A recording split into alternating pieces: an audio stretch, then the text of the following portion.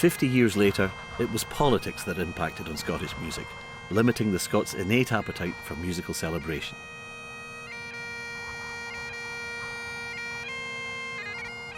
Historically, Scottish clans employed their own piper. It was a position that brought with it a job, a house and a wee bit of land.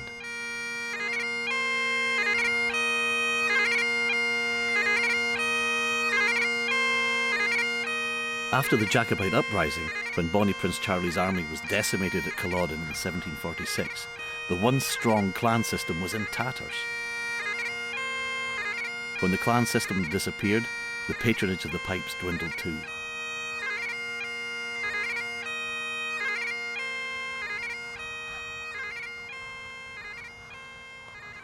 Without this valuable support system in place, pipers were pretty much left to their own devices to sustain not only themselves and their families, but also the valuable piping tradition and the tunes that went with it.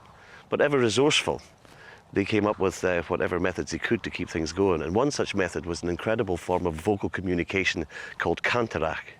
It was quiet, it was completely free, and it was mind-bogglingly amazing. It's a form of teaching the music, especially the music of the bagpipe. I could teach you a tune by word of mouth, by singing it to you. So it's learning it by ear, basically? Yes, and it's also a form of teaching you the phrasing of Ceolmór, the pibreach. Ceolmór is big music. The big music of the Highland bagpipe. And it's very, very important to have Cantarrach for that kind of teaching. Where I come from, everybody, women and children, everybody could Cantarrach a tune, and still can. And can you give me just a quick example of just maybe a phrase on the pipes and then a phrase sung? Bra hara huri hiri hui hiri hiri hodro hara huri hiri bra hara huri hui hiri hiri horo hui bra hara. Now you're putting in all the movements of the fingers. The decoration. The decoration, yes, like bra is a throw on D, and the pupil would know that that's what it means. So what's a throw on D? Yeah. And I said hara, that means the shake as well.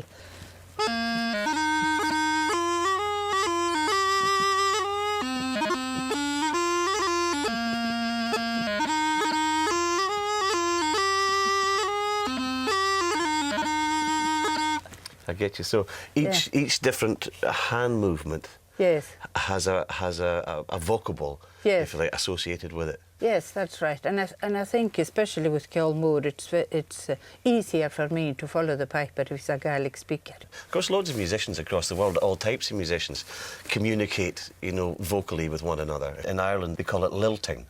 Yes, and, right. And the rhythm is all based on, the word diddle. Yes. Yes. So it's the sound the instrument makes. Yeah. Isn't it? It is, yeah. Like, the throw on D and the Burls turlu and yes, the burl. Hetherim for a burl. What's the burl? Hetherim. With a grace note, it's hetherim. Hetherim. Without it, it's just hetherim. Hetherim. Hetherim and hetherim. I think I've got you. Could we try and do the grounds of a pibroch together? Yes, indeed, that would be nice. I'll see if I can follow on with you. What is this one? My king has landed in Mindert. Hannick Maria Cheed a Mojart. We'll give it a go.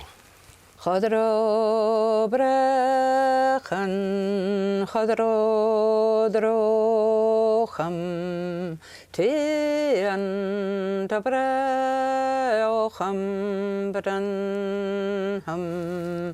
Chodro brachan, tio bracham, chodro brachan, chodro drocham, tian tio bracham, chodro bracham.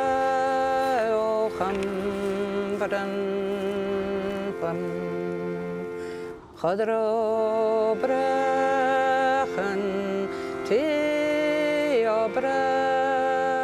Even in the face of adversity, we dance and we sing. We are known for celebrating our music. But there came a time when our uncritical grasp of tradition threatened to turn the real talent of Scots musicians into a tartan parody. The Victorian view of Scotland, typified by our Strathspey hero Scott Skinner, is loved by many, but it's a twee sentimental view of Scotland to others.